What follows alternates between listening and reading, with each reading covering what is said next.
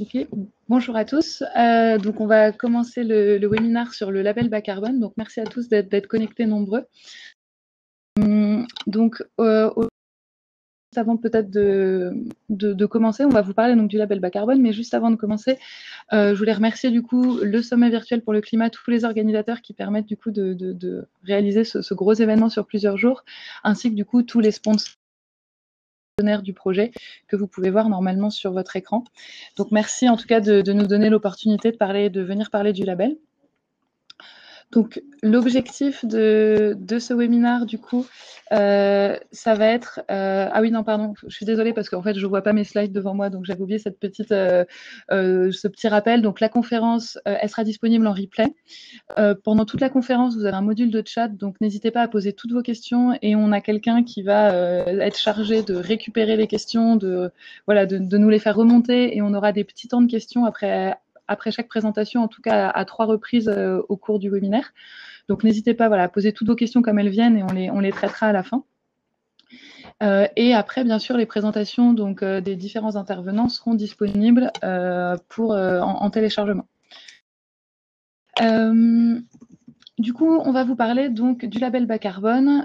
Donc l'objectif, c'est de vous présenter comment s'est créé l'outil, comment est-ce qu'il fonctionne, qu'est-ce qu'il permet de faire, de vous donner un petit aperçu des premières méthodes et projets côté secteur forestier, pour que vous puissiez voir un petit peu ce qui a déjà été mis en œuvre, et aussi de voir quels peuvent être le rôle des différents acteurs, qu'est-ce qui est attendu en fait des différents acteurs, et notamment des acteurs qui vont pouvoir jouer un peu un rôle d'agrégateur, de mandataire pour aider la mise en relation de porteurs de projets et de financeurs. Et pour ça, on va voir notamment le rôle que peuvent jouer certaines collectivités avec la commune de La Rochelle, qui lance une initiative assez innovante. Donc, moi, je vais commencer par vous dire un petit mot de l'historique du label. Ensuite, on aura Dimitar Nikov, donc de la Direction générale énergie-climat du ministère de la Transition écologique et solidaire, qui va vous présenter concrètement comment fonctionne le label. Alors, dans les grandes lignes, évidemment, mais en tout cas, qui va vous donner les éléments clés. Ensuite, on aura Olivier Glaise du Centre national de la propriété forestière qui va vous parler des premières méthodes forestières et des premiers projets qui, pilotes pour l'instant, qui ont été mis en œuvre. Et enfin, on aura Anne Rostin d'Atlantec qui va parler donc de l'initiative de La Rochelle pour créer un agrégateur carbone territorial. Donc voilà, on va faire ces présentations dans cet ordre-là. Donc encore une fois, n'hésitez pas à poser vos questions. Et voilà, merci encore à tous de votre présence. Du coup, pour commencer, un tout petit mot sur I4C. Donc moi, je suis Julia Grimaud, donc de I4C I4CE, l'Institut de l'économie pour le climat. Donc on est une association loi 1901 d'intérêt général qui a été créée à l'initiative de la Caisse des dépôts et de l'Agence française de développement. Et l'objectif, c'est d'aider les décideurs publics à mettre en œuvre la transition énergétique dans les territoires et du coup, à la fois en informant le débat public du coup, sur toutes les questions relatives aux politiques climat, aux outils économiques et financiers, et du coup, en travaillant avec les différents acteurs, publics, privés, les différents secteurs économiques. Je vais vous redire un petit peu le rôle qu'on a joué du coup dans l'élaboration du label et surtout comment tout ça s'est un petit peu construit. I4C anime depuis 2010 maintenant des clubs de recherche-action avec différents acteurs, donc des filières agricoles et forestières, et donc notamment le CNPF, les acteurs de la forêt privée, donc là qui sont avec nous aujourd'hui. Et donc ces clubs sont un peu des réseaux qui vont mettre à la fois ensemble donc des professionnels des filières, des collectivités, des entreprises, les administrations publiques, donc notamment les ministères agriculture, environnement, et la recherche académique. Et l'objectif, c'est d'avancer ensemble sur les questions agriculture-climat, forêt-climat, et de voir justement quels sont les outils qui peuvent être mis en œuvre pour inciter la réduction d'émissions dans le secteur agricole ou au contraire l'amélioration des pratiques pour améliorer la séquestration du carbone en forêt, les usages du bois, etc. Et donc dans ce cadre-là, une des actions, enfin une des pistes qui avait été évoquée, c'était la certification carbone. Est-ce que le fait de certifier des projets, de mesurer des réductions d'émissions, de mesurer une amélioration de la séquestration du carbone et de faire certifier cette mesure pourrait justement être une incitation pertinente pour qu'il y ait des pratiques qui se mettent en œuvre de gestion améliorée, des pratiques de réduction d'émissions. Donc ça, c'était une piste qui a été évoquée du coup de longue date. Et en fait, ce qu'on a vu, c'est que jusqu'à présent, on ne pouvait pas faire certifier de projet carbone en France parce que, en deux mots, il y avait des standards internationaux dans le cadre du protocole de Kyoto, mais qui ont été un petit peu en stand-by depuis 2013. Et il y avait des standards de certification aussi internationaux privés, mais qui n'étaient pas, peu ou pas en tout cas, implantés en Europe ou sur ces secteurs diffus, notamment agriculture-forêt. Donc du coup, on était un peu coincé de ce côté-là, mais on voyait qu'il y avait une demande assez croissante d'entreprises qui voulaient pas forcément financer uniquement des projets à l'international, mais aussi pouvoir être en mesure de financer des projets locaux plus proches de leurs activités, qui soient peut-être plus faciles du coup, à lier et à mettre en cohérence avec les activités de l'entreprise, mais avec des garanties, avec une mesure, avec quand même des exigences en termes de qualité et de certification qui étaient importantes. Et à côté de ça, il y avait pas mal d'actions qui s'étaient déjà menées dans les territoires, avec une montée en expérience des filières, notamment agricoles, forestières, d'initiatives de régions, etc., qui avaient voulu mettre en œuvre des initiatives carbone et qui commençaient à s'intéresser de plus en plus au sujet. Et enfin, dernier constat qui a été fait dans le cadre de ces clubs, c'est que finalement, il y a d'autres pays, notamment le Royaume-Uni avec le Woodland Carbon Code, qui avaient mis en place ces cadres de certification nationaux qui avaient été confrontés aux mêmes problématiques et qui avaient répondu en tout cas à ces questions-là en créant leurs propres standards, leurs propres cadres de certification carbone. Donc on s'est dit à ce moment-là, donc en 2015, là maintenant, pourquoi on ne créerait pas un cadre de certification carbone national en France qui soit adapté du coup aux contextes locaux et en tout cas au contexte de la forêt française, au contexte de l'état des pratiques agricoles. Et donc c'est comme ça que c'est monté donc en 2015 le projet Vocal, notamment donc avec le CNPF, avec le groupement d'intérêt public Massif Central, avec du coup également l'Institut côté agriculture, où on s'est dit on a monté ce projet européen, donc c'était un projet FEDER, pour créer les outils de certification et pour créer les premières méthodes, les premières méthodologies donc qui ont ciblé certaines pratiques forestières et agricoles et qui sont aujourd'hui en fait les 4 premières méthodologies qui ont été validées par le label bas carbone, donc sur la forêt et du coup sur l'élevage bovin. Je laisserai Olivier revenir du coup tout à l'heure sur la méthodologie forestière. Et ce projet a également permis de tester un peu tout ça sur des projets pilotes en Massif Central. Donc ces projets pilotes qui ont été financés par le groupe La Poste et qui ont permis de tester les méthodologies, de voir ce qui pouvait effectivement générer un gain carbone qui pouvait être certifiable. Et du coup, si aujourd'hui, donc ces outils-là sont maintenant du coup pilotés par le ministère de la Transition écologique et solidaire et constituent un outil de politique publique, Dimitar y reviendra tout à l'heure, je voulais quand même l'objectif de cette intro, c'était de rappeler que ça vient vraiment d'une initiative bottom-up, d'une mobilisation notamment des filières agricoles et forestières, mais de différents acteurs, voilà, des filières et des territoires, pour créer cet outil-là, en fait. Et ça continue aujourd'hui, on voit que ces filières-là se mobilisent beaucoup. Donc c'est vraiment issu d'une logique bottom-up. Donc aujourd'hui, maintenant qu'on a ce cadre, c'est un outil du coup national de politique publique, Dimitar va y revenir, donc qui a pour objectif, en tout cas de notre point de vue, de flécher des financements vers des projets à impact, de s'assurer que ce qu'on finance, ça a bien un gain en termes de CO2 et ça répond également à d'autres critères de qualité. Donc l'objectif, c'est de certifier, donc de mesurer les gains carbone d'un projet, de certifier d'autres critères de qualité, l'additionnalité, la présence de co-bénéfices, je pense que Dimitar en parlera, pour du coup aider les porteurs de projets à mesurer et à valoriser aussi les efforts qui sont faits et pour apporter des garanties aux entreprises qui veulent financer des projets, mais en gardant qui ont besoin soit d'une mesure carbone ou en tout cas d'un minimum de garantie sur la qualité des projets. Enfin, du coup, avant de laisser la parole à Dimitar, je voulais juste dire un petit mot sur qu'est-ce qu'on entend par projet à impact, flécher des financements vers des projets à impact, ou qu'est-ce qu'on entend par projet carbone.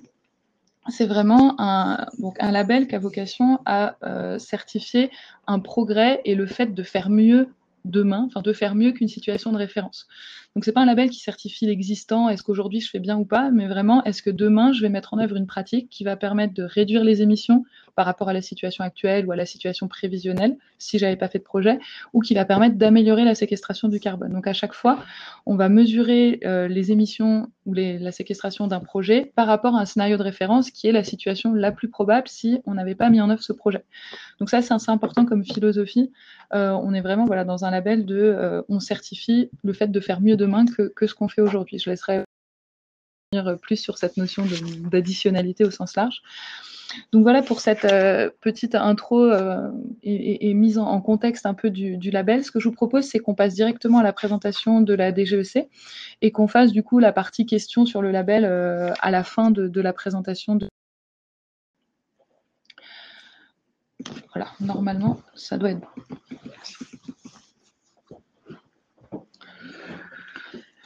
Bonjour à toutes et à tous. Donc je suis très heureux d'être avec vous aujourd'hui et je voulais tout d'abord commencer par remercier I4C, mais aussi le sommet virtuel pour le climat, pour l'initiative déjà, et puis pour l'invitation bien évidemment. Donc effectivement, Julia a déjà un peu introduit qu'est-ce que c'est le label bas carbone. Nous, on est côté ministère, côté administration, on est extrêmement confiant dans les capacités de cet outil qui est décidément assez innovant. Donc, je vais vous présenter rapidement beaucoup de choses qu'elle a déjà dit, mais aussi je vais revenir sur quelques principes clés du label bas carbone. Tout d'abord, en fait, il y a un constat très fort qui a été fait il y a quelques années, c'est que on a besoin de réduire nos émissions. De beaucoup. C'est pour cela qu'on a eu ces budgets dans le cadre de la stratégie nationale bas carbone révisée, que vous pouvez voir devant vous, avec des budgets qui décroissent au fur et à mesure afin d'atteindre un objectif de neutralité carbone à l'horizon 2050. Pour s'y faire, en fait, il faut faire des efforts. Il faut faire des efforts dans beaucoup de secteurs. Et ça allait trop vite. Vous pouvez le voir sur la prochaine slide. Les secteurs diffus, c'est des secteurs qui ont un potentiel. Donc, qu'est-ce que vous voyez devant vous? Vous voyez les transports, vous voyez l'agriculture, vous voyez la forêt. À l'horizon 2050, on doit faire énormément de choses et ces choses-là ne sont pas faciles à faire qu'à travers des politiques classiques de public. Donc il faut y mettre des outils innovants et le label bas carbone fait partie de ces outils. Donc pour y venir à ce label, son fonctionnement. Donc le fonctionnement du label, vous voyez devant vous, il y a plusieurs étapes clés dans la mise en place d'une méthode et dans la mise en place d'un projet.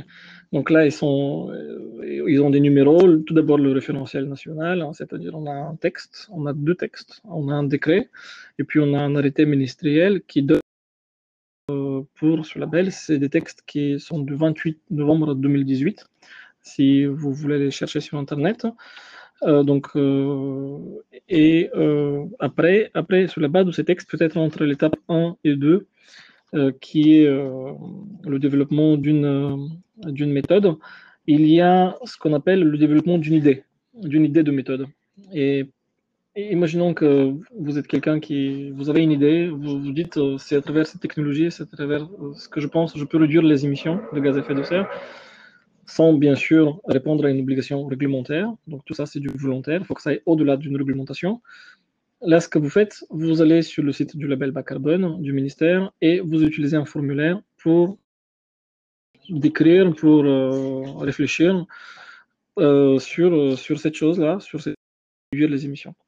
Une fois que c'est fait, donc l'administration regarde ça, les think tanks regardent ça, on essaie de réfléchir, est-ce que c'est additionnel, est-ce que ça a un potentiel de réduction des émissions, est-ce que c'est quelque chose qui va au-delà de la réglementation? Et c'est là où il y a un développement de méthodes. Donc, on a mis une méthode sectorielle, puisque c'est ce qu'on vise. On essaye d'avoir des méthodes les plus sectorielles possibles. Ça peut être aussi des méthodes dédiées à une activité très précise. Développé. Donc, c'est là où vraiment, donc je reviendrai sur la phase de la méthode. C'est l'étape qui prend le plus de temps, mais c'est l'étape la plus importante aussi, puisque la validation des projets après se veut quasi automatique. En tout cas beaucoup plus facile que le développement d'une méthode. La méthode, elle décrit plein de choses très importantes. Je reviendrai. Après la méthode, donc elle est validée, il y a les parties prenantes et les experts qui l'ont développée, elle est approuvée par le ministère avec l'aide d'un comité. On arrive à la phase de projet. Donc, le projet n'existe pas encore. Avant de déposer le projet, il y a aussi une étape 3,5 du coup ici, qui est déposer une notification de projet. C'est-à-dire, vous notifiez votre intention de mettre en place un projet, une méthode existante. Cette notification a une utilité toute simple, c'est de pouvoir déclencher la comptabilisation des réductions d'émissions si le projet démarre. Bien sûr, au moment où il démarre, c'est à partir de là où ça déclenche. C'est ne pas perdre des tonnes de CO2 évitées grâce à ce projet, en quelque sorte. Après l'étape dont on a parlé, le projet en question est donc développé. Il a une documentation aussi qui pour le coup, est décrite dans cette méthode, qui est soumise à l'autorité. Il a une labellisation et le projet fonctionne. Le projet fonctionne, il réduit les émissions. Pendant qu'il réduit les émissions, à des moments choisis par l'auditeur et en cohérence avec la méthode, il y a des vérifications qui sont faites. Donc, il y a différentes modalités de vérification. Donc, c'est des vérifications qui sont faites par des auditeurs indépendants qui certifient en quelque sorte les tonnes de CO2 évitées pour une période donnée. Donc, ça peut être 6 mois, 3 mois, 1 an, et ainsi de suite. Ou toute une autre période que le porteur de projet souhaite. Certification de réduction d'émissions, donc existence réelle de ces derniers, vérifiée par un auditeur, suivie par la possibilité pour des financeurs d'acheter ces réductions d'émissions. Peut-être il y aurait des possibilités de préfinancement de ces réductions-là.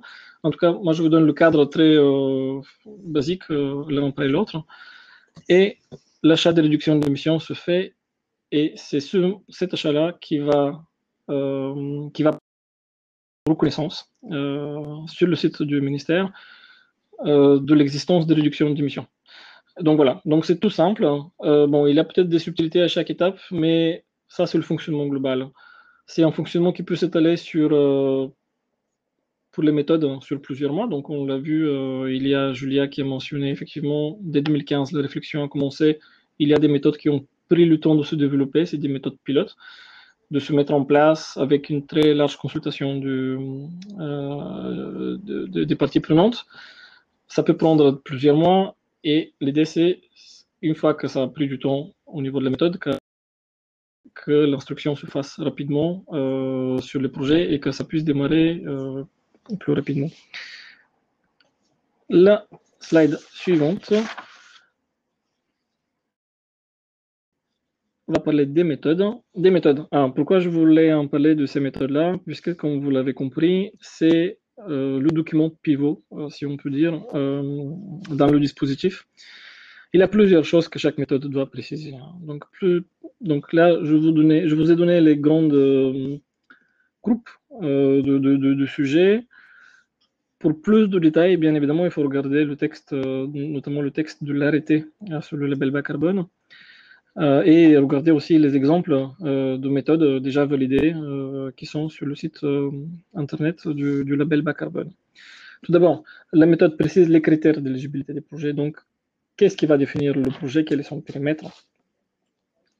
Après, ce principe d'additionnalité dont Julia a parlé, il ne faudrait pas que le projet ait eu lieu de toute façon. Il faudrait que ça aille au-delà d'un scénario au fil de l'eau. Il faut que le port du crédit carbone soit en quelque sorte déclencheur pour la mise en place du projet. Donc, ce n'est pas juste une labellisation d'une bonne pratique que je fais par ailleurs, c'est aller au-delà. C'est vraiment innover par rapport à ce que je fais déjà. Une autre étape très importante à laquelle on tient énormément, c'est les co-bénéfices. Les co-bénéfices, si vous connaissez les standards carbone au niveau mondial, c'est quelque chose qui est de plus en plus pris en compte. Et nous aussi, on souhaite le prendre en compte énormément. Donc, co-bénéfices, est-ce que c'est co-bénéfices pour la biodiversité? Est-ce que c'est co-bénéfices en termes des ressources, préservation des ressources, et ainsi de suite. Une autre particularité très forte du label, qui est aussi décrite, qui va être décrite dans chaque méthode, c'est les rabais. Les rabais qui doivent être appliqués. Donc, il y a des différents rabais, je reviendrai très rapidement dessus. C'est typiquement, on ne délivrera pas 100% de réduction prévues selon les types de démonstration de l'additionnalité, selon les types de vérifications qui sont faites. Est-ce que c'est quelque chose qui est fait de manière un peu aléatoire? Est-ce que c'est vraiment une documentation, une vérification juste sur le document, et ainsi de suite. La qualité en fait de la chose permettra de savoir quel rabais où mettre. Tout ça, c'est décrit dans l'arrêté. Également, ce que la méthode doit fixer, c'est les modalités de vérification des réductions des émissions. Donc, comment ils sont vérifiés, donc chaque méthode a ses propres particularités. Et enfin, des modalités de suivi des indicateurs qui ont été définis. Je l'ai déjà mentionné tout à l'heure, les différentes étapes de validation, notifier l'intention de développer une méthode. Donc, il faut utiliser un formulaire site du ministère, la fameuse demande de validation, donc l'envoi de documents, l'instruction par le ministère à l'aide d'un groupe d'experts, et puis la validation qui est donc du coup délivrée par notre directeur général ou par la ministre de la Transition écologique et solidaire. Donc là, le prochain slide vise un peu de revenir, donc là je ne vais pas trop m'attarder là-dessus, c'est les différentes réductions d'émissions qui peuvent être reconnues dans le cadre du label. Là, on appelle tout ça des réductions de l'empreinte. Vous avez des réductions indirectes qui sont un peu plus exotiques, ou en tout cas qui sont sur le scope 3, qui sont moins faciles à atteindre. Et ce qu'on a le plus, bien évidemment, c'est des réductions ex post effectuées. Donc, elles ont eu lieu, il y a une vérification qui arrive après, qui dit, dans la M-1, il y a eu tant de réductions d'émissions, ou des réductions anticipées. Des réductions anticipées, typiquement, ça, on a ça énormément dans la forêt, et puis Olivier pourra en parler. La forêt pousse sur 30 ans, 50 ans. Donc, avant d'attendre les 30 ans et 50 ans pour dire, bah, maintenant, on peut vous donner le crédit carbone et on peut valider ça, on se projette, on a les garanties qui vont bien, qui dit que la forêt restera en place, et on délivre en fait sur la base de la trajectoire les tonnes de CO2 avec les rabais qui vont bien, les tonnes de CO2. Donc ça, on innove quand même pas mal avec ça, cette vision de réduction anticipée, et surtout avec les pour le moment, il n'y a pas beaucoup de standards au niveau mondial qui s'attaquent à ce type de réduction d'émissions. Un autre principe assez clé, donc j'espère que la slide est passée, j'imagine que oui, additionnalité. Donc l'additionnalité, il faut vraiment s'attarder là-dessus, c'est aussi un principe pivot pour le label bas carbone. C'est un label, mais ce n'est pas juste un label comme les autres, encore une fois. Ça ne labellise pas des choses qui existent. Il faut aller au-delà de ce qu'on fait, au-delà de ce qu'on aurait fait, de toute façon.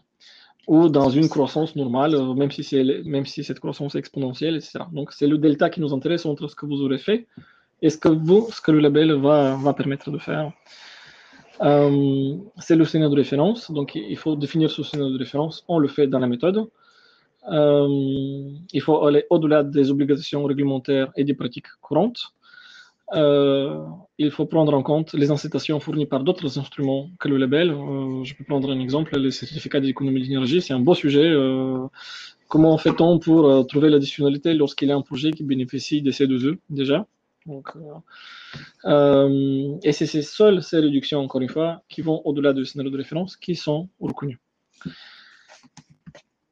Un autre principe clé sur lequel je ne vais pas trop m'attarder pour ne pas être trop en retard sur tout le reste. Donc c'est le rabais, les rabais plutôt.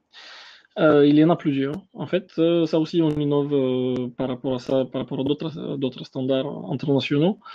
Les rabais peuvent avoir lieu à plusieurs endroits d'une méthode. Donc, selon le type de démonstration de l'additionnalité et selon le choix de scénario de référence, selon la précision du suivi des émissions. Donc, est-ce que c'est plus simple, est-ce que c'est plus détaillé, bon, voilà. Et le choix de vérification. Et enfin, un rabais aussi important qui s'applique pour le coup pour la forêt, la prise en compte des risques de non-permanence. Voilà, donc si la forêt brûlait et s'il y avait un relâchement du carbone stocké. En somme, qu'est-ce que ça veut dire? En somme, ça veut dire que, imaginons, donc, il y a une démonstration de scénario de référence qui est une option pas aussi rigoureuse que ce qu'on aurait pu avoir. Donc, il y a un rabais de quelques pourcents qui va se mettre en place. Ce rabais-là sera multiplié peut-être par un autre rabais sur la définition du scénario de référence, qui sera multiplié par un autre rabais sur le format de vérification, ce qui, in fine, va dire que sur le potentiel de 100 d'un projet, peut-être ne seront délivrables que 80 ou 60. Et donc, ça dépend après le projet, quelle est sa performance par rapport à ce plafond de 80 ou 60. Et donc, rapidement aussi sur les impacts non climatiques, donc c'est les fameux co-bénéfices. On y tient énormément. On y tient énormément. Les ONG y tiennent énormément. C'est quelque chose vraiment qui distingue aussi notre label hein, de beaucoup de politiques très classiques, on va dire. On veut les valoriser. On les valorise pas en tonnes de CO2, mais on les valorise en les identifiant. Et donc, le porteur de projet identifie des indicateurs qui disent, voilà, donc mon projet va de telle façon améliorer la qualité de l'eau. Mon projet va de telle façon préserver une biodiversité locale, etc. L'idée, c'est aussi que le porteur de projet puisse en tirer un bénéfice de cela lorsqu'il va vendre les réductions d'émissions auprès des financeurs, puisque les financeurs dans ce domaine-là s'intéressent particulièrement à la notion de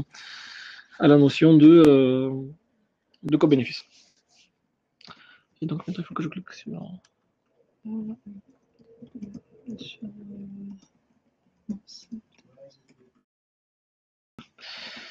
Très bien.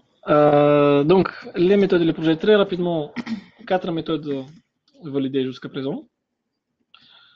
3 pour la forêt, 1 pour l'agriculture, bon, qui inclut un volet grande culture, mais les grandes cultures, on va y revenir peut-être avec une méthode dédiée dans un deuxième temps. D'autres, comme vous pouvez le voir, d'autres méthodes sont en cours de réflexion, de développement. La couverture du sol, ce que je viens d'évoquer, les haies, de la méthanisation. Dans l'économie circulaire, là, c'est un peu plus compliqué. Pour l'instant, donc le recyclage, peut-être il y aura quelque chose à faire intéressant. Les zones humides, donc c'est un sujet extrêmement intéressant. En France, en métropole et puis ailleurs, tout ce qui est mangrove. Le bâtiment, donc c'est pas aussi simple à accéder à ce secteur en raison des C2E, mais il y a des pistes comme réemploi et rénovation qui sont pour le coup intéressantes. Et enfin, tout ce qui est transport. Est-ce que c'est du report modal ou est-ce que c'est autre chose? Donc ça reste aussi à explorer un peu plus. Et les premiers projets, et je vais terminer là-dessus, les premiers projets ont été labellisés cet été. C'était pour un événement, c'était pour le G7 de Biarritz en fait, et donc c'était des projets dans le sud de la France, pas loin de Biarritz. Donc on continue, maintenant on passe au projet pilote forestier, et je pense que c'est la transition pour Olivier Glaise. Oui, alors merci Dimitar. Juste peut-être avant de passer à Olivier, on va prendre une ou deux questions que vous avez posées sur le chat. Alors.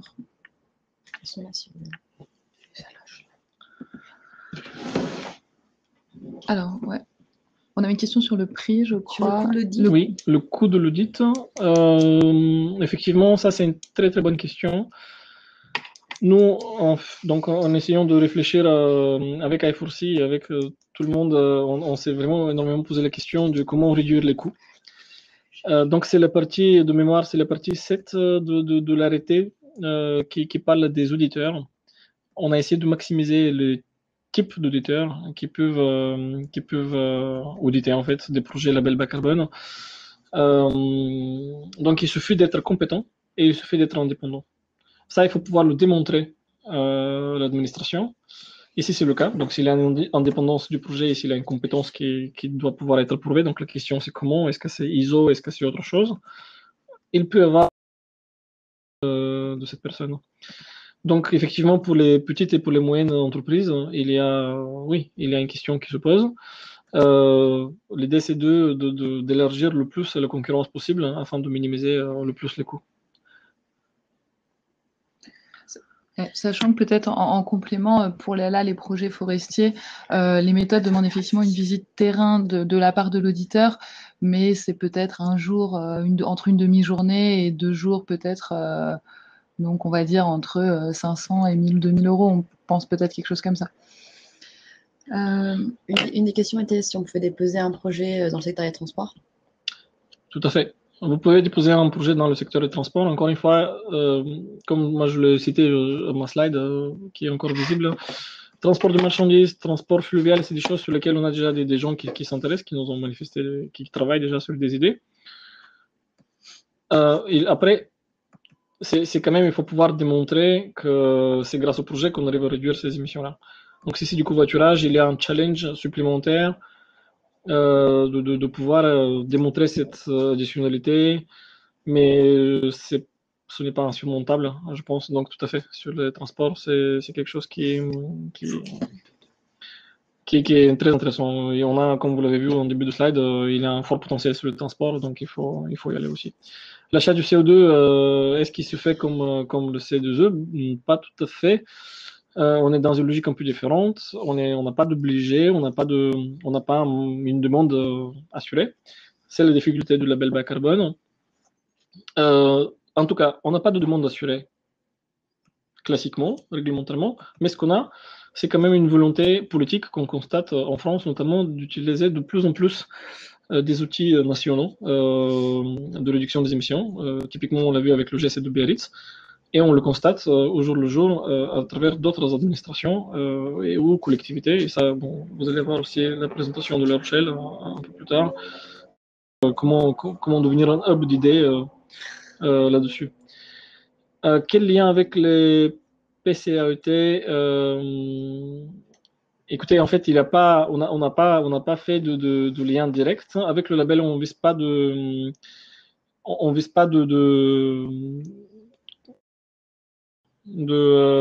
remplir une obligation réglementaire. Je pense que les PCAET peuvent aider, bien évidemment, à une meilleure connaissance du terrain et de la logique, on va dire, du poids carbone du terrain pour aider à la mise en place de projets volontaires qui sont ceux du label. Et oui. Peut-être sur les PCAET, le label, c'est vraiment un outil de mise en œuvre de projets dans les territoires, donc qui peut contribuer à l'amélioration du PCAET et à la stratégie carbone des collectivités. En fait, c'est pas tout à fait le même. Enfin, c'est assez complémentaire, je pense. Oui. Et du coup, j'ai vu une question passer aussi, je me permets, j'ai vu une question passer sur les formations, quid des formations pour au label sur les financeurs. C'est toujours prévu, on pourra en reparler après, mais c'est toujours prévu, a priori, plutôt pour la rentrée 2020. Donc, des formations à destination des porteurs de projets, porteurs de méthodes et des financeurs pour bien comprendre voilà, comment on peut utiliser le label, comment est-ce qu'on peut financer un projet. Alors, juste très rapidement, vraiment, je vais aller très très vite sur les quelques questions pour ne pas trop retarder la suite des présentations. L'additionnalité peut être démontrée à l'analyse financière, oui, c'est même préférable. Par contre, on n'envisage pas de publier des théories benchmark de référence par secteur d'activité. Encore une fois, on laisse ça aux méthodes de développer dans une consultation avec les parties prenantes. Et ça s'est confronté du coup dans le comité d'experts après pour réfléchir à quelque chose sur mesure. Comment au niveau de la méthodologie? Oui, tout à fait. Elle est d'un carbone agri. Il y a un rabais normalement qui s'applique à cela. Donc là, il faut regarder comment ça a été pris en compte. Donc, on n'est pas en train de dire que C2E ou méthanisation ou autre chose ne peut pas être mis en place. C'est juste, c'est plus compliqué de le faire. Donc, s'il a déjà une aide sur le secteur, la question, c'est comment on le fait. Il y a des questions pour savoir si on peut faire des projets bas carbone sur le secteur minier ou le secteur informatique. Minier ou informatique. Oui. Donc, je ne sais pas. Donc, on n'a jamais regardé ces secteurs. Donc, c'est intéressant, bien sûr. Oui, il faut explorer l'idée, oui, tout à fait. Donc, présenté comme ça, c'est original. C'est original. Il y a une question sur la valorisation de l'impact carbone entre le lien avec les travaux de l'association bas carbone. Est-ce qu'on peut faire un lien entre les projets bas carbone et les travaux de l'association bas carbone? Oui, moi je pense qu'il peut y avoir un lien avec les travaux. Après, il faut juste voir à quel niveau le lien. Est-ce que c'est au niveau des méthodes? Est-ce que c'est quelque chose qui nourrit Et peut-être pour prendre une dernière question et après on continue avec la présentation. J'ai une question, s'il va y avoir un référentiel bas carbone pour réaliser des événements. faut que ce soit des événements bas carbone.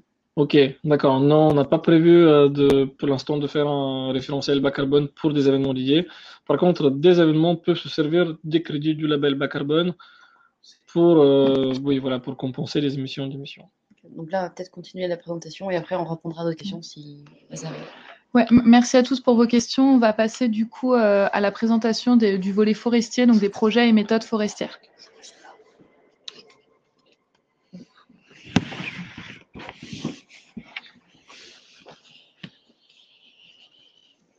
Bonjour à tous, et donc merci à I4C et au Sommet virtuel pour le climat pour ce webinaire. Donc comme ça a été dit, je vais essayer de vous présenter des exemples concrets de projets qui ont été faits dans le secteur forestier, puis surtout de détailler les 3 méthodes qui ont été validées. Alors je vais lancer. C'est bon. Normalement, tu peux passer dessus. Voilà, c'est bon. Voilà. Donc un petit mot juste de présentation. Donc le Centre national de la propriété forestière, c'est un établissement public qui s'occupe de permettre aux propriétaires d'avoir accès, donc 3,5 millions de propriétaires forestiers en France, une forêt qui a 75% privée. Et donc l'objectif, c'est un peu de former, d'apporter des outils pour que les propriétaires s'inscrivent dans une gestion durable de leur forêt. Et donc le carbone, pourquoi? Donc ça fait à peu près une quinzaine d'années qu'on essaie de valoriser ce qu'on appelle les services écosystémiques, les services que fournissent la forêt à la société. Donc on a travaillé notamment sur l'eau, sur la biodiversité et également sur le carbone. Et donc comme l'a dit Julia tout à l'heure, il y a eu ce projet qui a abouti donc maintenant à une monétarisation du service carbone rendu par les forêts. Et donc nous on a un rôle de concepteur en fait de projets carbone, soit pour des financeurs qui veulent financer des projets, mais également pour permettre à des propriétaires forestiers de réaliser des travaux et de concrétiser leurs projets. Alors, donc 3 méthodes, Dimitar l'a passé donc tout à l'heure, 3 méthodes ont été validées dans le secteur forestier. Donc je vais essayer de vous les présenter rapidement. Donc sur le boisement, sur la reconstitution de forêts dégradées et la conversion de taillis en futaie. La méthode, donc elle va concerner le boisement. Donc le boisement, il y aura 2 scénarios de référence. Donc ça va être soit des boisements sur des friches, donc c'est des terrains qui ont été soit anciennement agricoles, soit vides et qui commencent à s'embroussailler. Donc ça, c'est un scénario possible. On pourra boiser sur des friches. Donc là, vous voyez un exemple qui a été fait dans le cadre d'un projet pilote dans les Cévennes ardéchoises. Et deuxième scénario de référence dans la méthode boisement, c'est le boisement alors de terres agricoles, prairies, prés, voilà. Donc là, un autre exemple qui a été fait sur un projet donc dans le Limousin avec un boisement. Donc il y a des règles, hein. Donc il y a bien sûr le dépôt d'un projet, une demande d'étude au cas par cas à l'Adréal qui a effectué. Je ne reviens pas sur tous les critères qu'a présenté Dimitar, hein, donc démontrer l'additionnalité, l'intégration du risque de non-permanence et puis des rabais qui peuvent être appliqués sur les différents critères. Mais donc voilà, donc 2 scénarios, boisement de friche ou boisement de terres agricoles. Donc ça, c'est des projets qui peuvent être labellisés par le label bas carbone. Deuxième méthode, donc elle va concerner, je pense que c'est peut-être la méthode où il y a le plus gros potentiel hein, en forêt française. Donc on l'aura vu notamment cet été avec les canicules et puis les phénomènes de dépérissement intense qu'il y a eu dans le Grand Est. Ça va être la reconstitution de forêts dégradées. Donc là, je vous ai mis 3 exemples. Donc on a un premier exemple, c'est des forêts sur lesquelles il y aurait eu des tempêtes. Donc là, un exemple en Lozère, c'est un des projets pilotes qu'on va également déposer au ministère. Donc une forêt qui a été détruite par une tempête et il n'y a pas d'autre choix que de reboiser. scénario de référence dans le cadre de cette méthode. Donc là, vous voyez une forêt, une photo donc d'un reboisement avec, on le voit dans le fond, hein, les arbres calcinés. Donc il y a eu un incendie. Et donc dans certaines situations, c'est pertinent de reboiser après un incendie. Donc là, c'était un projet qu'on a fait en Ardèche avec une essence qui est endémique, qui existe que sur 4 endroits en France, qui est le pin de Salzmann. Et donc là, il y avait un intérêt, bien évidemment, à reboiser pour sauvegarder cette espèce. Donc ça, c'est un des projets qui peuvent être labellisés, reboiser après un incendie. Troisième scénario de référence dans le cadre de cette méthode.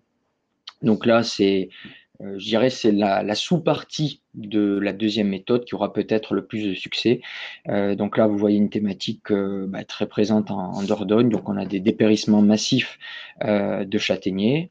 Donc on voit un taillis avec les branches basses qui sont vivantes. Hein. On est en pleine période de végétation et toutes les têtes qui sont mortes. Donc là, forcément, on est dans le cadre d'une impasse sylvicole et on est obligé de reboiser avec une essence qui est plus adaptée, alors soit aux conditions climatiques, soit aux conditions stationnelles, hein, c'est-à-dire par rapport au sol.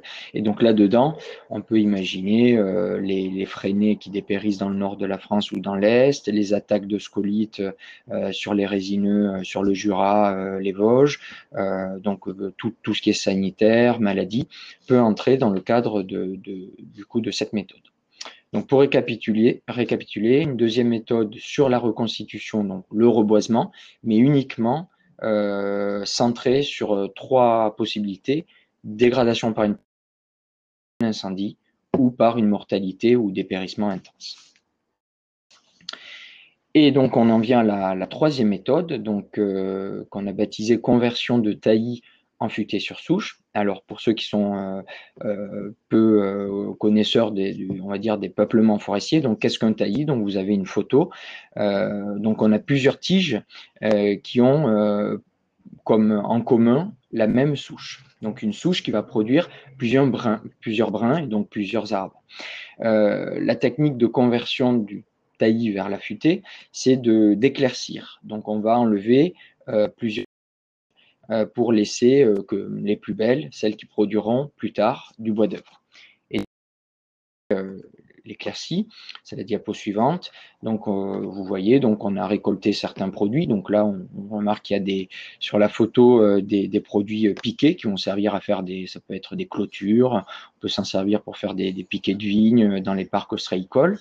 Et ne reste sur la parcelle que les plus belles tiges qu'on a sélectionnées. Et ça, c'est des tiges qui, après avoir grandi en hauteur, parce qu'elles étaient dans une phase de compression avec beaucoup de densité, maintenant qu'on les a éclaircies fortement, elles vont grandir, grossir en diamètre, et donc produire plus tard des produits plus nobles. Donc on peut imaginer sur du châtaignier, au lieu de le couper à ras tous les 15-20 ans pour faire du piquet, là on va convertir le peuplement vers une futaie qui sera récoltée plutôt vers 40 ou 45 ans, et donc là on produira, ça peut être des lambris de châtaignier, des parquets de châtaignier, de la charpente, donc des usages nobles. Et donc ça, forcément, tant qu'on aura le matériau transformé qui sera utilisé dans la construction, ça prolongera le stockage du carbone, donc ça aura un effet positif. Diapo suivante, effectivement, ce que peut donner donc une conversion de taillis. Donc ça, il faut s'imaginer, il y a 2 ans, c'était très dense, c'était sous forme de taillis. Donc là, on commence à discerner voilà, des tiges bien conformées, sans défaut, sans branches basses, qui produiront donc des usages. Donc voilà pour la troisième méthode, donc une dernière photo. Donc voilà ce qu'on vise, hein, donc c'est des arbres bien conformés, à haut potentiel de stockage et donc de production de bois d'œuvre. Et donc un point qui est très important donc dans ces méthodes, hein, donc qui sont publiques, que vous pouvez donc télécharger sur la page du ministère de la Transition écologique et solidaire, qui est réservée au label bas carbone. Dimitar l'a précisé tout à l'heure, c'est les co-bénéfices, donc c'est important. C'est le ministère qui a pour charge donc l'environnement, donc c'était également important d'avoir des méthodes qui soient intègres environnementalement parlant. Donc que dit le texte, l'arrêté du référentiel, c'est que chaque méthode doit fournir une grille d'estimation des co-bénéfices sociaux, environnementaux au niveau donc des méthodes. Donc certes, le label, c'est un label du carbone. On va certifier, il y aura une certification, une labellisation d'un projet qui aura été vertueux sur le carbone et pour lequel on aura été capable de calculer le carbone supplémentaire séquestré. Mais ce n'est pas le seul critère. Et donc ça, c'est important. Nous, dans les projets qu'on développe avec des différents financeurs, ils ne visent pas forcément la meilleure performance carbone possible. Ils sont intéressés de pouvoir avoir des projets qui soient riches en co-bénéfices. Alors, les méthodes, les 3 premières méthodes qui ont été validées en forêt, elles vont essayer. Donc, il y a un système de bonus sur 4 types de co-bénéfices socio-économiques, sur la biodiversité, sur l'eau, préservation des sols. Mais encore une fois, chaque méthode pourrait du coup choisir de valoriser différents co-bénéfices. Donc, je vous ai mis donc un exemple sur un projet donc, qui va être déposé pour demande de labellisation. Donc, on a des critères socio-économiques. Donc, ça peut être est-ce qu'on a recours à de l'emploi local, est-ce que ceux qui interviennent pour faire les travaux sont situés proches du site de travaux. Sur la préservation des sols, on peut avoir recours à des méthodes douces. Donc, ça peut être de la préparation du sol très localisée avec des potées travaillées, voilà. Sur la biodiversité, donc est-ce qu'on fait des plantations, si on a des plantations par exemple avec des essences qui peuvent être autochtones, est-ce qu'on a recours à du mélange d'essences, donc ça c'est des critères qui peuvent être valorisés. Et puis sur l'eau, est-ce par exemple si on a un boisement résineux, on se met en retrait du cours du ruisseau, est-ce qu'on fait des ripisylves ou de la préservation de mares qui peuvent déjà exister. Donc tout ça, ça peut être valorisé. Il y a une liste qui est proposée, mais qui n'est pas exhaustive, et on a le droit de rajouter des co-bénéfices supplémentaires dès lors qu'ils paraissent pertinents.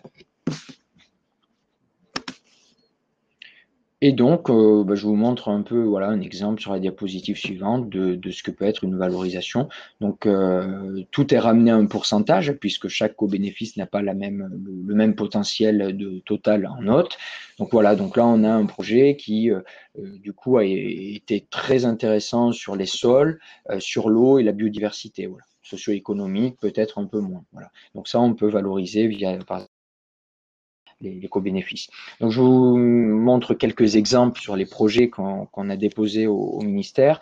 Donc, projet en Ardèche où on a prélevé des cônes de pin de Salzmann pour élever en pépinière ensuite des plants avec la variété ardéchoise locale du pin de Salzmann. Donc, ça, c'est un co-bénéfice très fort de préservation génétique. Autre exemple sur la diapo suivante, donc un peuplement qui était classé, donc c'est-à-dire un des rares peuplements sur lesquels on a le droit de prélever des cônes pour ensuite produire des plants pépinières. Il avait un fort risque d'incendie, donc on voit une zone qui est très embroussaillée avec important, et donc ce peuplement a fait l'objet d'un débroussaillement. On limite le risque d'incendie dans un peuplement classé qui a une valeur très importante. Autre type de co-bénéfice, donc là on est en Dordogne, donc on a une mare forestière sur un projet de reboisement qui a dû être effectué, et donc cette mare a été préservée ainsi que les arbres qui étaient autour de la mare forestière.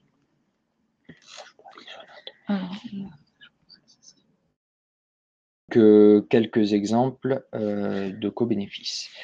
Donc, et ça, on a essayé, donc nous également, un peu dans notre rôle d'intermédiaire entre des demandes de financeurs et les propriétaires qui nous sollicitent, de mettre sur une cartographie en ligne tous les projets et donc de proposer des projets qui sont, alors, soit des projets labellisables au titre des 3 méthodes, soit des projets qui sont pas encore labellisables, parce qu'il n'y a pas les méthodes, hein, il n'y en a que 3, c'est déjà très bien, mais il pourrait y avoir d'autres méthodes, mais qui, pour nous, s'ils sont financés, nous permettront peut-être un jour de rédiger une 4e, voire une 5e méthode dans le futur.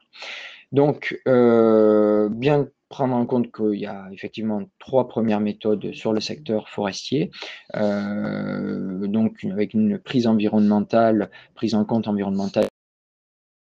Ça vise pas à englober tous les besoins hein, de la forêt, ça je le répète toujours. Tous les projets, tous travaux forestiers ne pourra pas donner lieu à une labellisation carbone. Déjà, ça il faut le rappeler.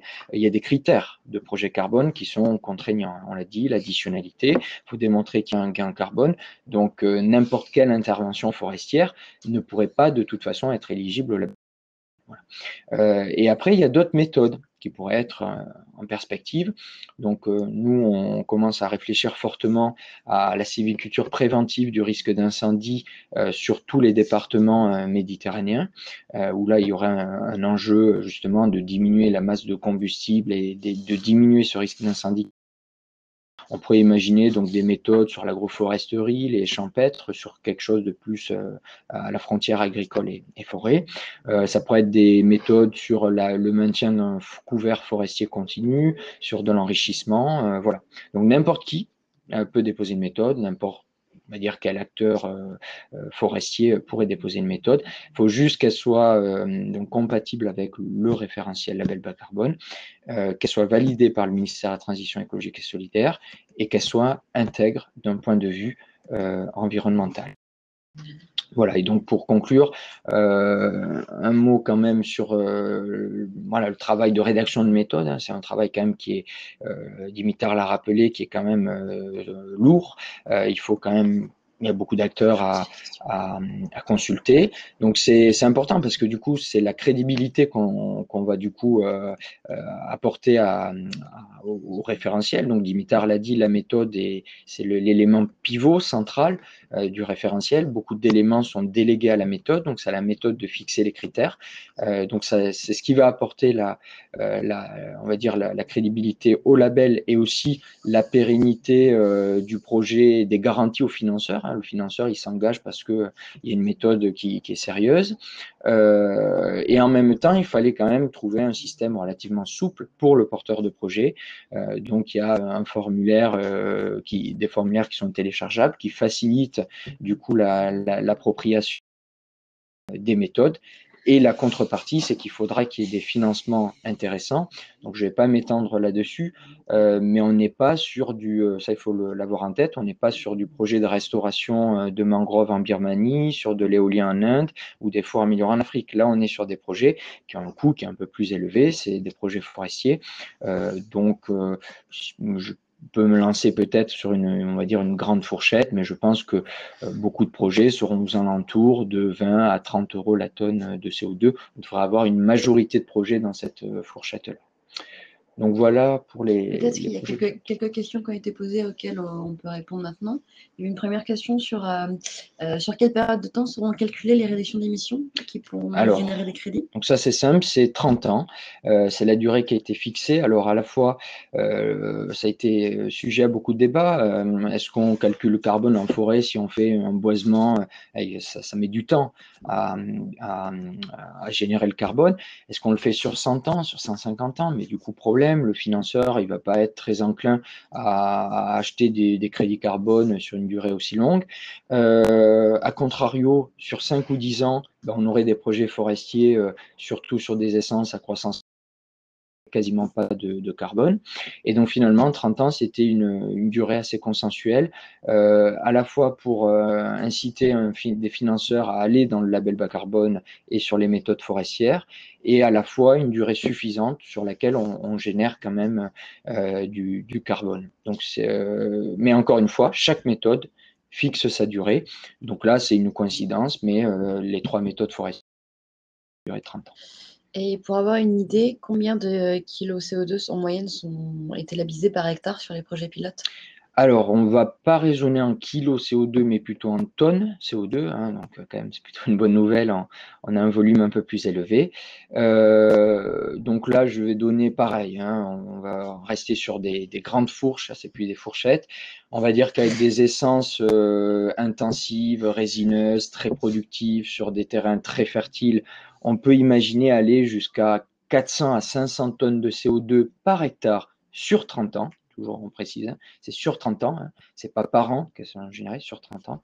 Et sur des projets qui sont avec des essences plus lentes, voilà, peut-être sur des projets même de conversion de taillis en futaie, donc sur de la gestion forestière améliorée, on pourrait descendre entre 50, on va dire, et 100 tonnes de CO2 par hectare. Donc grosso modo, retenez plutôt cette fourche de 50 à 500, on va dire, tonnes de CO2 par hectare sur 30 ans. Comment sont calculés les bilans les scénarios de référence, notamment les stocks de carbone, comment ils sont pris en compte dans les scénarios de référence? Alors ça, c'est la méthode qui le fixe. La méthode, elle dit comment on calcule le carbone dans le scénario de projet. Donc dans le scénario de projet, c'est simple. Le but, c'était de mettre quand même le niveau, la barre assez haut, et pas, avoir des méthodes qui soient fiables d'un point de vue forestier. Donc en forêt, qu'est-ce qu'on fait? On utilise des tables de production. Une table de production, ça nous indique quel va être le volume présumé réalisable au fur et à mesure des années, donc à 10 ans, à 20 ans, à 30 ans, quel est le volume, et donc ça, on le convertit en carbone. Donc ça, je vous renvoie bien sûr aux méthodes. Et donc les méthodes indiquent également un scénario pour le scénario le baseline, le scénario de référence. Donc par exemple, si c'est le taillis, j'ai parlé de l'exemple du taillis tout à l'heure, le scénario de référence, c'est une gestion en taillis simple, c'est-à-dire on coupera le taillis tous les X années, donc 15, 20, 25, 30 ans, et le taillis repousse de lui-même. Voilà, ça c'est la pratique, on va dire culturelle, qui est observée la plupart du temps sur les territoires.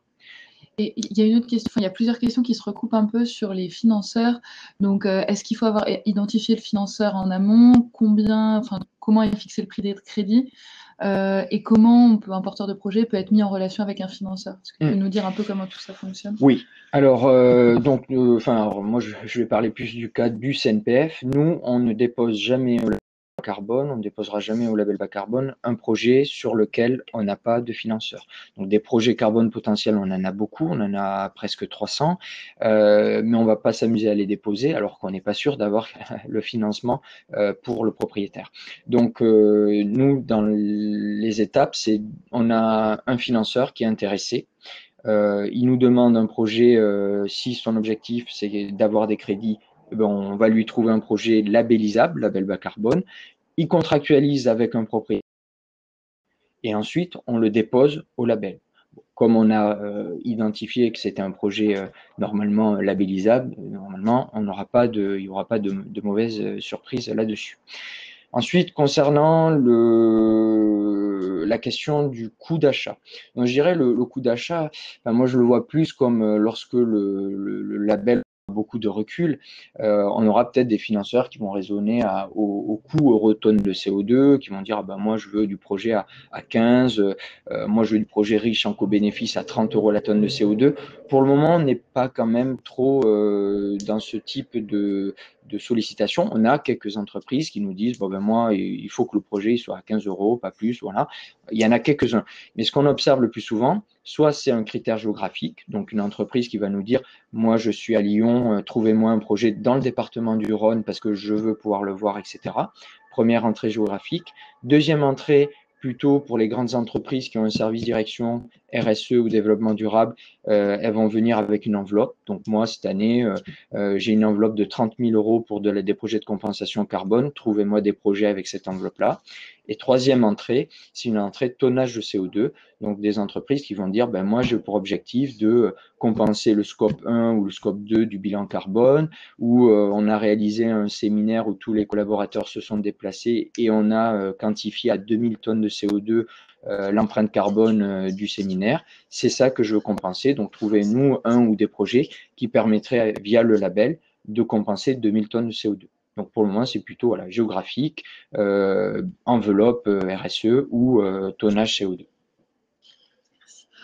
Merci beaucoup Olivier. Je vous propose qu'on avance parce que il nous reste plus beaucoup de temps.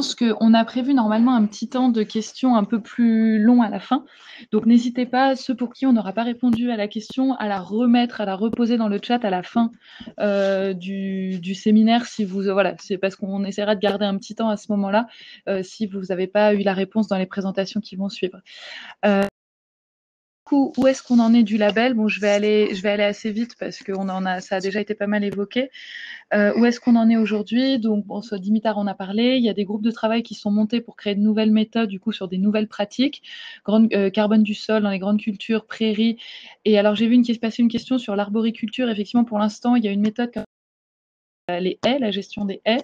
Et il y a un groupe de travail qui travaille sur tout ce qui va être agroforesterie, arboriculture, viticulture. Pour l'instant, il y a un groupe de travail qui se lance. C'est pas encore clair qui va porter la méthode si elle se développe sur l'arboriculture, mais n'hésitez pas à vous manifester, à nous le faire savoir si vous voulez être intégré aux discussions. Ça fait partie des qui pourraient être couvertes.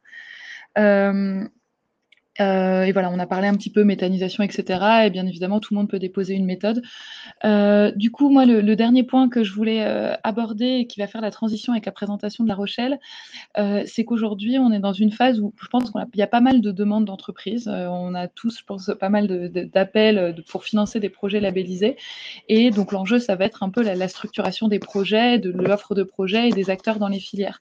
Donc, pour ça, on compte ce qu'on appelle les intermédiaires, les mandataires, les agrégateurs, il y a un peu tous les termes, mais parce qu'on voit là par exemple les secteurs agriculture-forêt, c'est des secteurs très diffus avec des petits propriétaires forestiers, des petites exploitations agricoles, et bien évidemment, c'est pas chaque forestier ou chaque agriculteur qui va aller déposer des projets.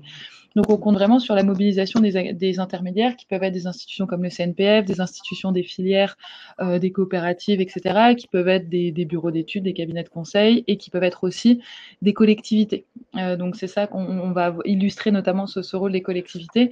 Et donc le but de l'intérêt en tout cas pour le fonctionnement du label de ces agrégateurs, c'est vraiment d'aider à rassembler les propriétaires forestiers, les agriculteurs, de les aider à monter les documents de projet, à faire les calculs carbone, à faire appel à l'auditeur et de faire le lien avec les financeurs. Il y avait pas mal de questions sur comment on trouve un financeur.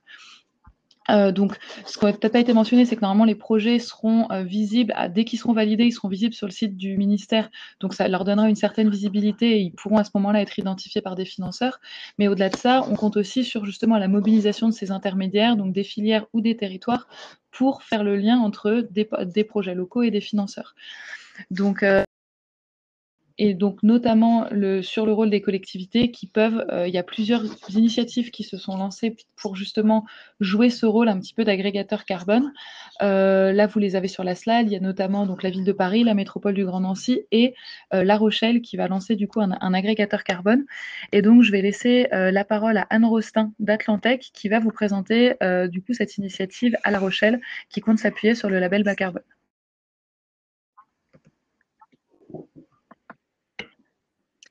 Merci, bonjour à tous.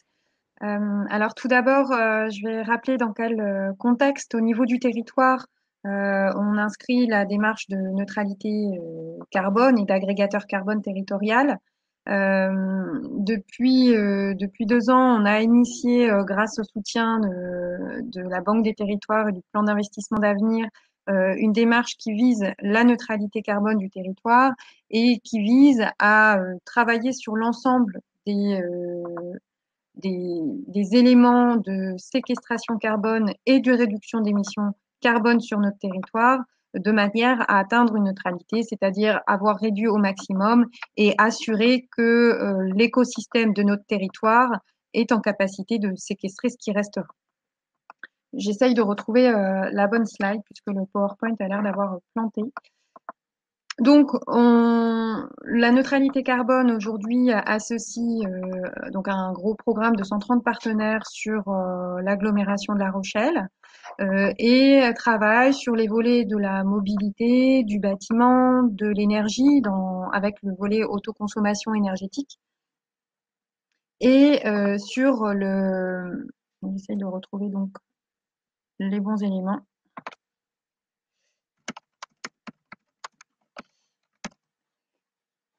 Et donc,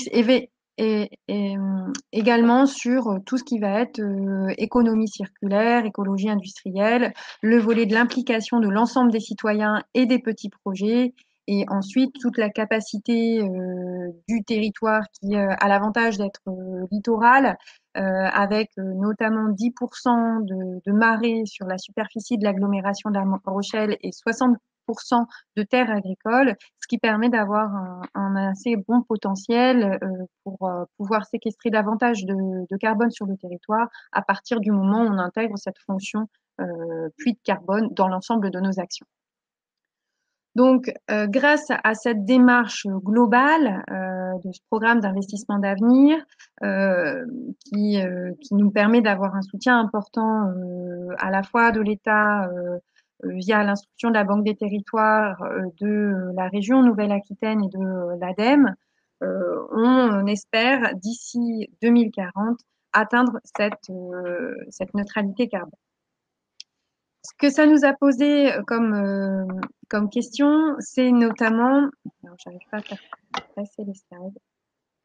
Ce que ça nous a posé comme question, c'est que effectivement la réduction d'émissions notamment et aussi nos problèmes de séquestration touchent beaucoup de petits projets diffus.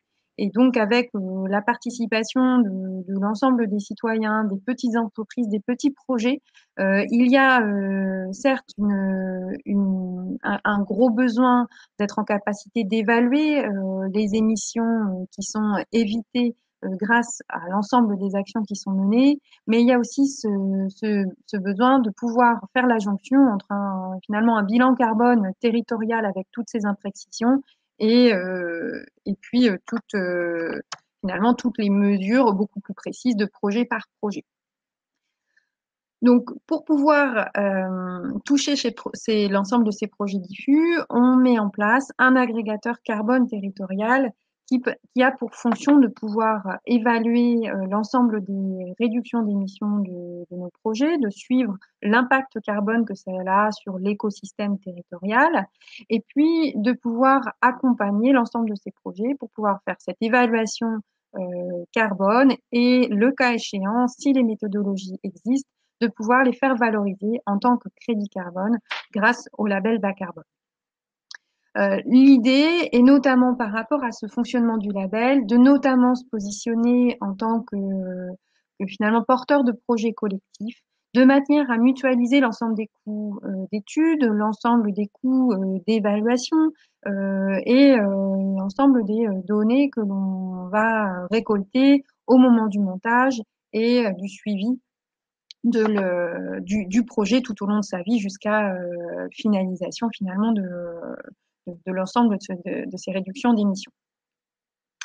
Donc le dispositif permettra de pouvoir accélérer grâce au label bas carbone et à d'autres dispositifs de mutualisation et de pouvoir avoir finalement un portefeuille de projets de séquestration carbone ou de réduction d'émissions carbone qui permettent de vendre des crédits carbone aux organismes privés ou publics qui sont engagés dans la neutralité carbone et qui souhaitent accompagner, contribuer sur l'accompagnement financier des projets du territoire, donc de manière à pouvoir assurer le cofinancement, l'additionnalité du label bas carbone sur nos projets au niveau de nos territoires.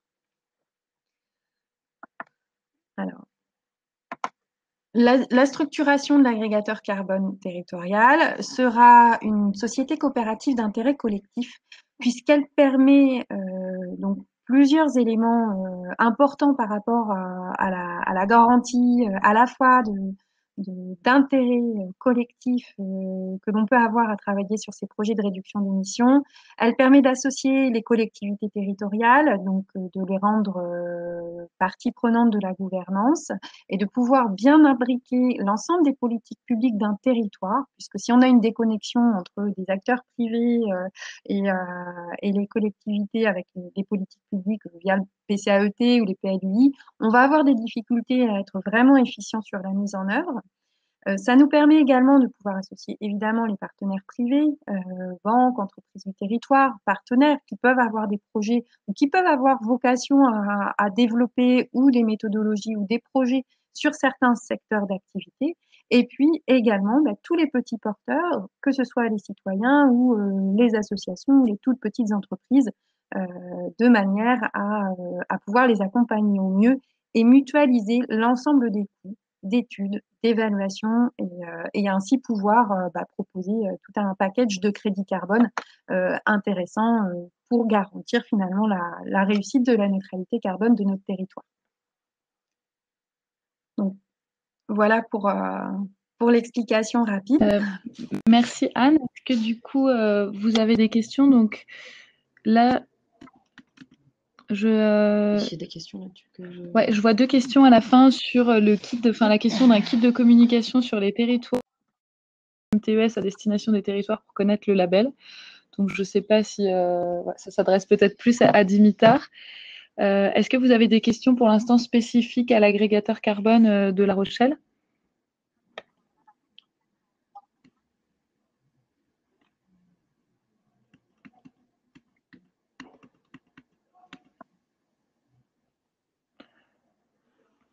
Allez-y, c'est le moment.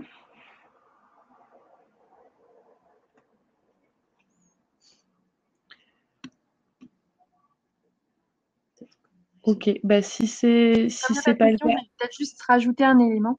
ouais, C'est que nous, il y a un gros effet levier sur le territoire. C'est le fait de pouvoir travailler donc sur des méthodologies qui vont comptabiliser du diffus. Donc toutes les actions liées en lien avec de la consommation responsable, ce sont des sujets sur lesquels on aimerait pouvoir travailler. Donc en collectif. Alors pour répondre à la question sur quand est-ce qu'il se met en place, on finalise la phase d'incubation et donc on va avoir la structure qui va être opérationnelle dans les 2-3 mois. Et aujourd'hui,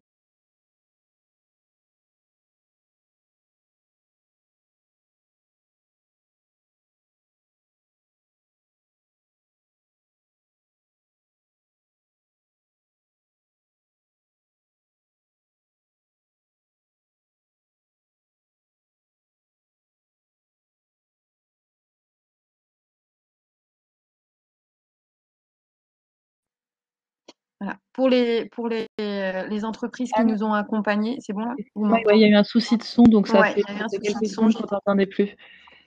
Ouais, j'ai été coupée. Donc, je ne sais pas si on a entendu ma réponse sur l'incubation. Aujourd'hui, on est en phase finale de l'incubation, donc on va avoir donc la structure qui va exister dans les prochaines semaines ou mois.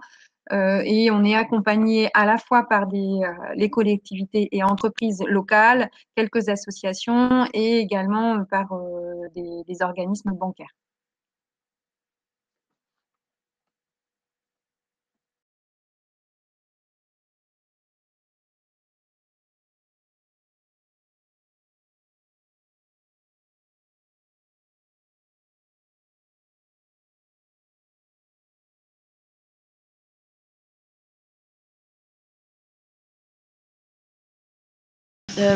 Si tu veux, je peux te poser 3 questions, Anne, qui ont été posées à travers le chat.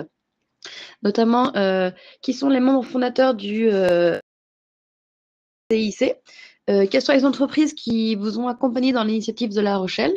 Et quelles sont les grandes échéances? Quand est-ce qu'en tout cas, ce projet sera opérationnel?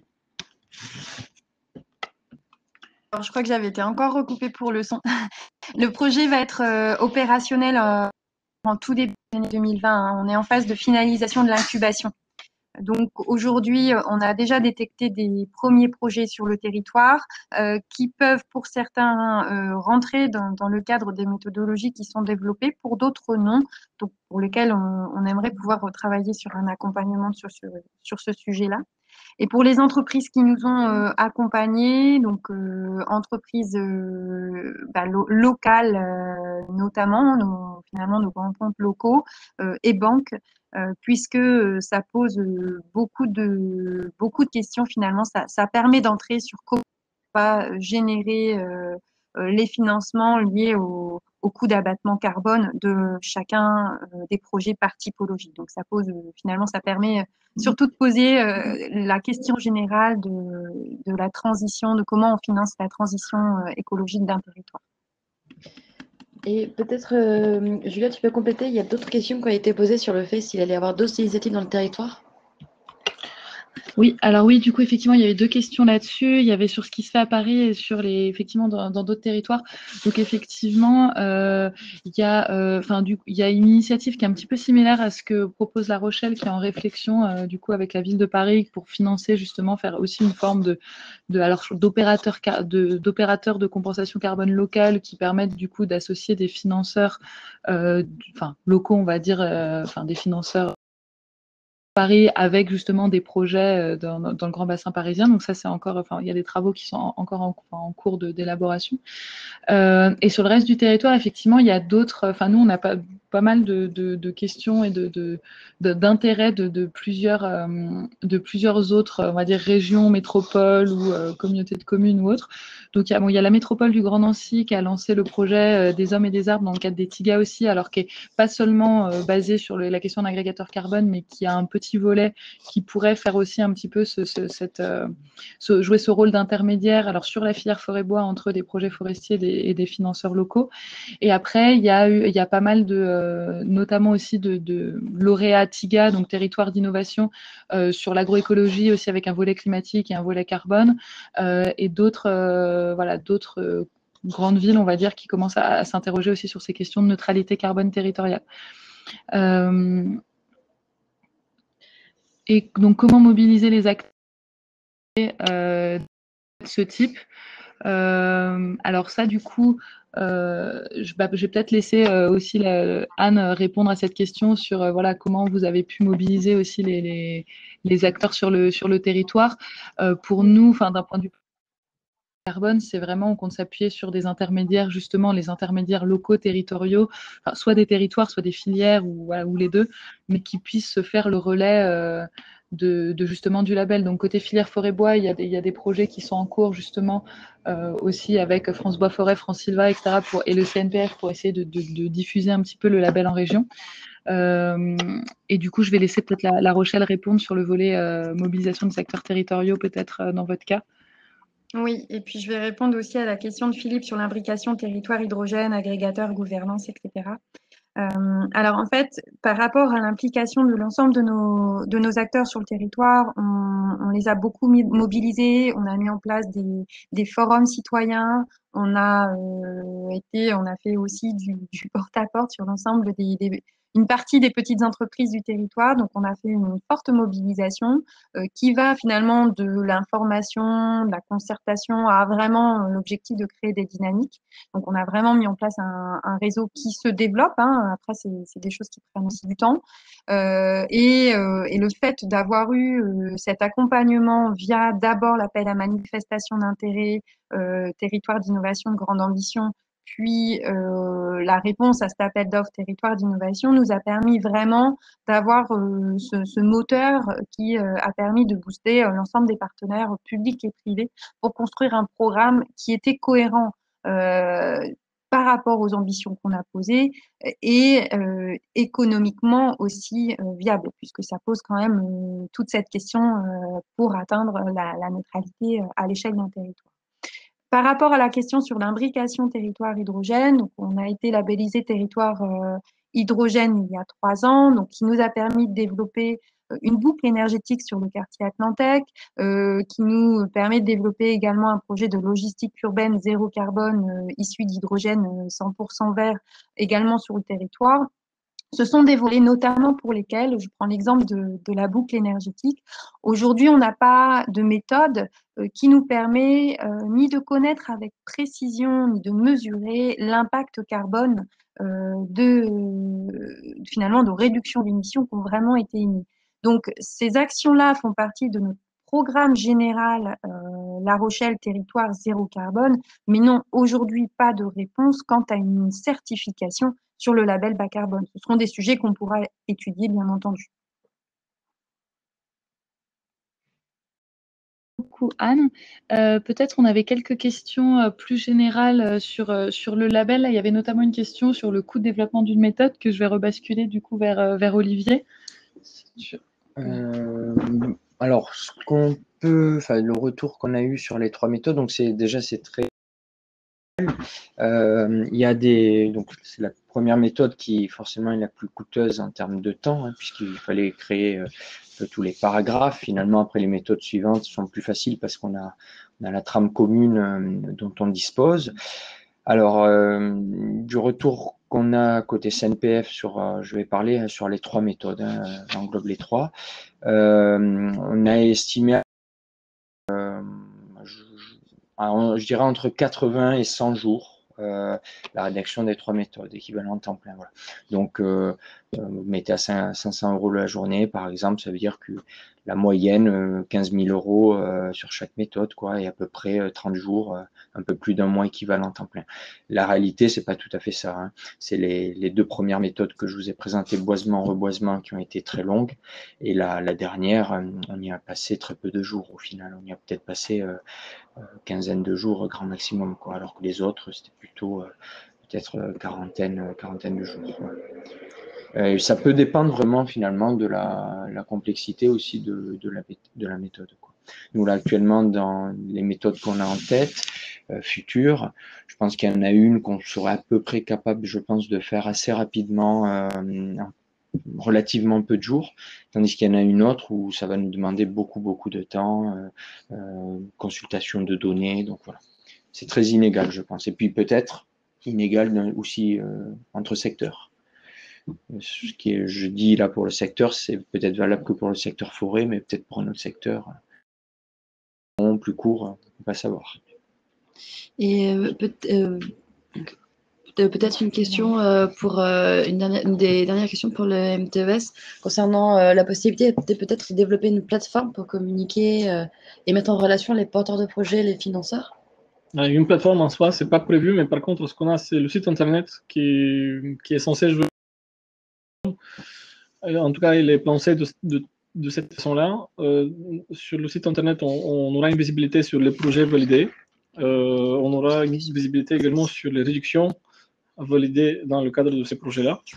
Et donc, des financeurs peuvent très facilement identifier un projet dans une région donnée, dans une typologie donnée, et cliquer dessus.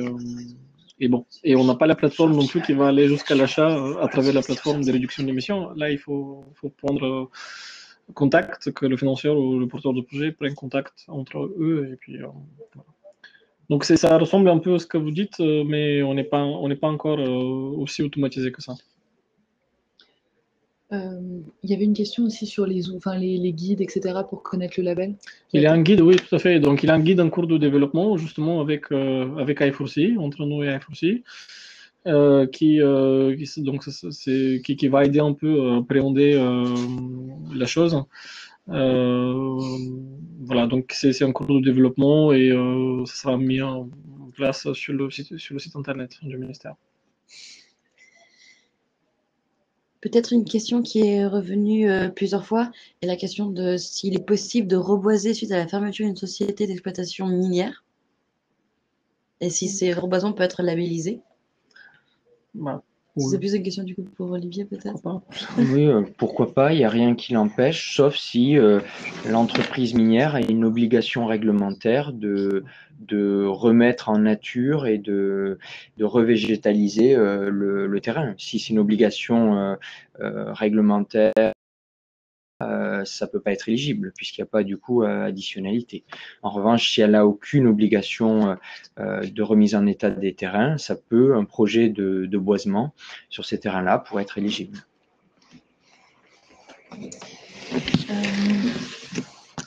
Ok, donc il nous reste quelques minutes, je pense. Alors peut-être voilà la dernière question sur comment participer à la mise en place des nouvelles méthodes évoquées. Là, pour ce qui est de tout ce qui est stockage du carbone dans les sols agricoles, donc grande culture foresterie, arboriculture, viticulture. Il y a des groupes de travail qui ont été lancés là par I4C, l'ADEME et l'INRA pour justement mettre en lien les acteurs qui s'intéressent au développement de ces pratiques-là et essayer de faire en sorte de mutualiser justement le temps passé, l'expertise, etc. pour qu'on ait une méthode collective plutôt que 15 méthodes sur le même sujet. Donc ça, n'hésitez pas à nous écrire, donc soit côté I4C, donc ça peut être à moi ou à ma collègue Claudine Fouchereau. Vous pouvez écrire aussi à l'ADEME et à l'INRA. Vous avez, je pense, les contacts dans la présentation. Mais voilà, n'hésitez pas à vous manifester auprès de nous, auprès aussi du MTES qui rebasculera pour faire partie de ces groupes de travail. Je prends aussi la suivante. Le bâtiment est un potentiel de stockage de carbone via le biosourcé. Fera-t-il partie d'une méthode?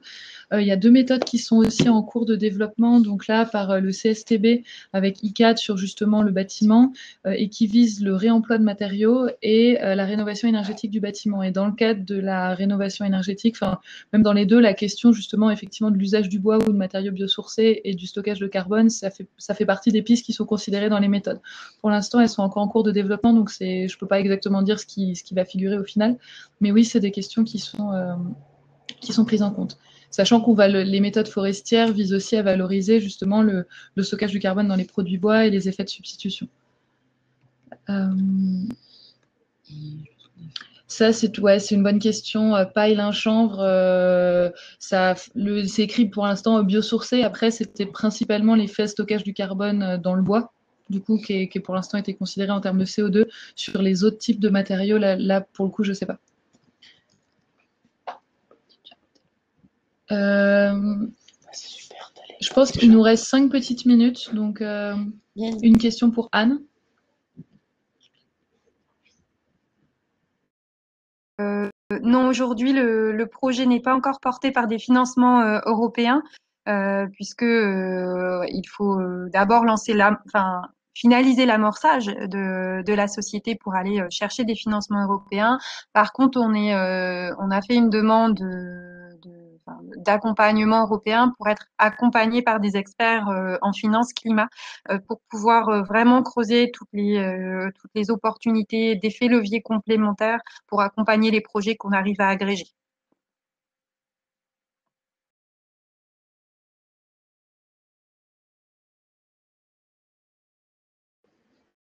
Donc oui, pour les matériaux biosourcés, j'ai pas dit que c'était pas inclus. J'ai dit que pour l'instant, je sais pas exactement ce qui va figurer qui a été discuté, mais pour l'instant, c'est peut-être que les autres types de matériaux seront inclus aussi. C'est juste que pour l'instant, c'est en discussion, ça n'a pas encore été statué. Est-ce que vous avez une ou deux dernières questions?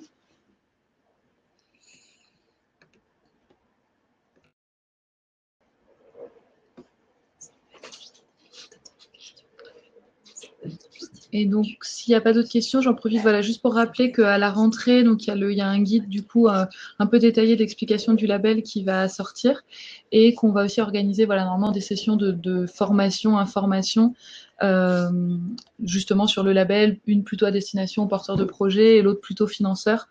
On discutera un peu on rentrera un peu plus concrètement dans le sujet. Merci à tous en tout cas pour rentrée janvier. Une dernière question sur La Rochelle et puis après on va clore. Donc oui, rentrée janvier. Oui. 1 minute. Alors pour l'expérimentation quartier E+C-, donc c'est un projet de recherche financé par l'ADEME et piloté par le CSTB, dont Atlantec en tant que quartier bas carbone expérimentant la démarche et les méthodes qui sont développées est effectivement partenaire. Et donc, l'objectif, c'est qu'il y ait en sortie une méthodologie E+C- à l'échelle d'un quartier pour pouvoir vraiment prendre en compte l'ensemble des éléments, des usages à l'échelle d'un quartier et pouvoir aller vraiment plus loin que le bâtiment ou l'îlot. Aujourd'hui, on n'a pas encore posé le cadre d'une compatibilité ou pas avec le label bas carbone. Il y a déjà beaucoup de sujets à traiter en amont. Ok, donc un grand merci à tous en tout cas pour votre participation très nombreuse. Donc on a été globalement une centaine en moyenne sur la durée du webinaire. Donc un grand merci à tous. Et voilà, n'hésitez pas à revenir vers nous collectivement si besoin pour mettre en œuvre du coup le label. Merci à tous. Merci. Au revoir. Au revoir.